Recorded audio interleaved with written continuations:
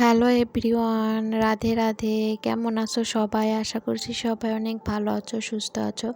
আমরাও ভালো আছি। আজ হলো রবিবার আর এখন সকাল 7:30 মতো বাজে। তো এখন থেকেই তোমাদেরকে সাথে নিয়ে ব্লগটা শুরু করছি। আশা করছি আজকের ব্লগটাও তোমাদের ভালো লাগবে। যদি ভালো লাগে তাহলে প্রথম থেকে শেষ পর্যন্ত দেখার অনুরোধ রইল। তো সকাল সকাল ঘুম থেকে উঠে দেখি মায়ের উঠোন ঝাড় দেওয়া কমপ্লিট হয়ে গেছে। তো তারপর আর কি উঠলাম, উঠে এই যে সমস্ত একটু থালা বাসনগুলো বের করে নিয়েছি। আর দেখো কত বাসন পড়ছে। মাঝে মধ্যে জানো তো প্রচুর বাসন পড়ে। ওই যে যেই দিন আর কি দুপুরে খাওয়া দাওয়া করার পর ওই যে বাসনগুলো আর মাজা হয় না, সেই দিন আর কি অনেক বাসন পড়ে যায়। কিন্তু কি বলো তো, যদি রান্নাঘরের মধ্যে সিঙ্ক থাকতো না, তাহলে কিন্তু বাসন এভাবে জমিয়ে রাখতাম না। ওই যে যখনকারটা তখনই ধুয়ে দিতাম। আর কালকে জানো তো দুপুর থেকে তোমাদের তো বলেইছি, দুপুর ঠিক ওই 3টা সাড়ে 3টা থেকে প্রচুর বৃষ্টি হয়েছে সন্ধ্যা পর্যন্ত। ওই যে দুপুরের কোনো কিছু আর কি মাজা হয়নি, তো এই জন্য আর কি অনেক বাসন জমে গেছে। আর রান্নাঘরে ব্যবস্থা থাকলে তো ওই যে যখনকারটা তখনই ধুয়ে ফেলা যায়। যেহেতু কলপাড়ে এসে কাজ করতে হয়, এই জন্যই বৃষ্টি বাদলের মধ্যে আর কেউ ওইভাবে করতে পারি না। আর জানো তো উপোস ছিলাম, তার জন্যই আর কি পূজা দেওয়ার পর উপোস থেকে খাওয়া দাওয়া করার পর আর এনার্জি থাকে না শরীরে। মন চাই তখন বিছানায় শুয়ে পড়ি, জানো তো এমনটাই মনে হয়। তো দেখো এই যে তোমাদের সাথে কথা বলতে বলতে থালা বাসনগুলো আমার ধোয়া কমপ্লিট হয়ে গেছে। তো এখন আজ বাসি কাপড়টা ছাড়া হয়নি, ভাবছি বাসি কাজগুলো কমপ্লিট করে তারপরে আর কি বাসি কাপড়টা ছাড়বো। আর যেহেতু ঘুম থেকে উঠতে দেরি হয়ে গেছে, তো এই জন্য ঘুম থেকে ওঠার পর আর কি বাসি কাপড়টা ছাড়িনি, ভেবেছি পরে আর কি ছাড়বো, ফ্রেশ হয়ে একবারে বাসি কাপড় ছাড়বো। তো তারপর আর কি এই যে এখন এই যে মাংস ধুয়ে নিচ্ছি। তো এর আগে যেই দিন আর কি মাংস আনা হয়েছে, তোমরা দেখেছো আর কি, তো সেই দিন কিছুটা রেখে দেওয়া হয়েছিল ফ্রিজে, তো সেটাই আজ বের করা হয়েছে। তো মা বললো আজ সকালে আবার মাংস রান্না করবে, তো এই জন্য আগে থেকে ভিজিয়ে রেখেছিলাম। তো বরফটা ছেড়ে যাওয়ার পর আর কি ভালো করে ধুয়ে নিলাম। তো আজও সকালে যেহেতু রান্না হচ্ছে, মায়ে রান্না করবে, তো আমি সমস্ত কিছু জোগাড় করে দিয়েছি, মায়ে রান্না করবে। তারপর এখন কলপাটটা ভালো করে পরিষ্কার করে নিলাম, যেহেতু সকালে একটু থালা বাসন ধোয়া হয়েছে।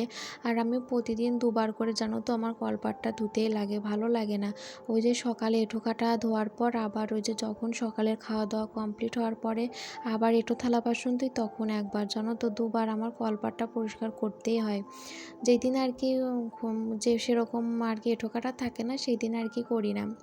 তো তারপর কলপাটটা ভালো করে পরিষ্কার করলাম। আরও মাংস ধোয়া হয়েছে, এঁঠো কাটা পড়ছে এই জন্য। তারপর এই যে একটু মানি প্ল্যান্টের গাছে জল দিলাম, দেখলাম যে গোড়াটা একদমই শুকিয়ে গেছে, তো এই জন্য আর কি মানি প্ল্যান্টের গাছে জল দিয়ে টেবিলটা মুছে নিলাম। নিয়ে তারপরে যে আমিও ফ্রেশ হয়ে নিয়েছি, বাসি কাপড় ছেড়ে নিয়েছি, নিয়ে এখন এই যে ডিম ঝুলে নিচ্ছি। তো এটা হলো কোয়েল পাখির ডিম, মামামের জন্য সেদ্ধ দেওয়া হয়েছিল। তো 2টা ডিম সেদ্ধ দিয়েছিলাম, জানো তো মামা মাছ কিছুতেই ডিম খায়নি।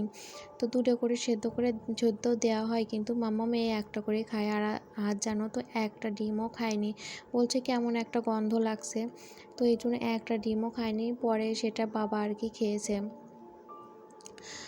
তো আমি আর কি খেয়েছিলাম একদিন আর কি, খুব একটা ভালো লাগেনি আমার। তো ফার্স্ট টাইম খেয়েছিলাম, আগে কখনো খাইনি। তো তারপর এই যে দেখো জামা কাপড়গুলো ধুয়ে দিয়েছি, ধুয়ে মাম্মামকেও খাইয়ে নিয়েছি। তারপর এই যে দেখো মাংস রান্না করছে লাল লাল করে, খুব ভালো হয়েছিল খেতে।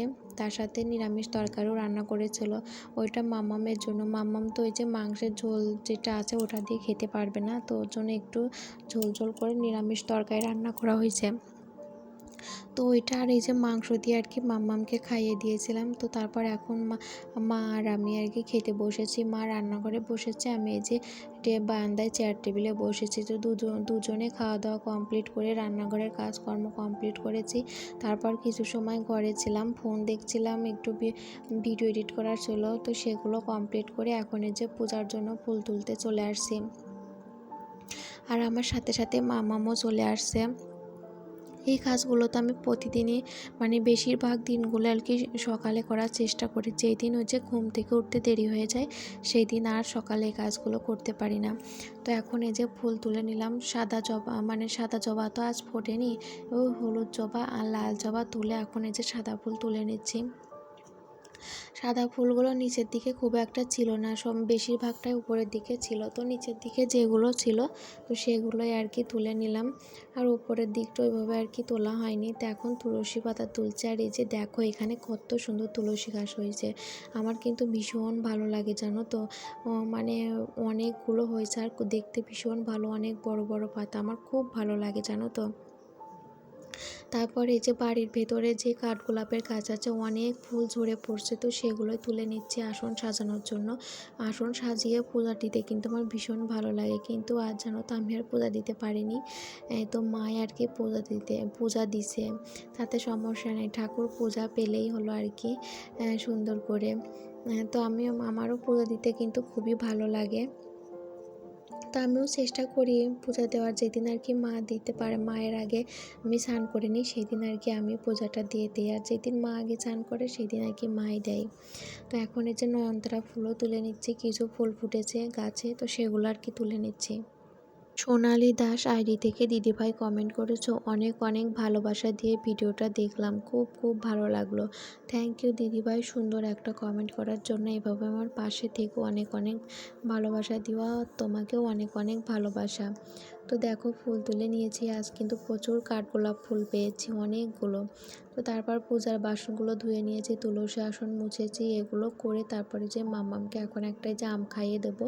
এখন ওই 11:30টার মতো বাজে, তো 11টা 11:30টার মধ্যে মাম্মামকে একটা ফল খাইয়ে দিই, যেদিন যেটা থাকে আর কি সেদিন সেটা। তো আজ কলাও ছিল আমও ছিল, তো ভাবলাম কলা থাক আমটা আর কি খাইয়ে দিই।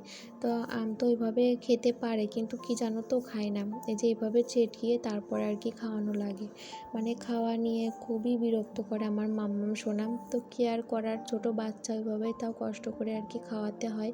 তো এই যে দেখো একবারে জুস বানিয়ে নিয়েছি, পিওর জুস, তো সেটা মামামকে খাইয়ে দিয়েছি। তারপরে এই যে একটা ফেরিওয়ালা আসছিলো, তো ফেরিওয়ালার থেকে জিনিসগুলো নেওয়া হয়েছে।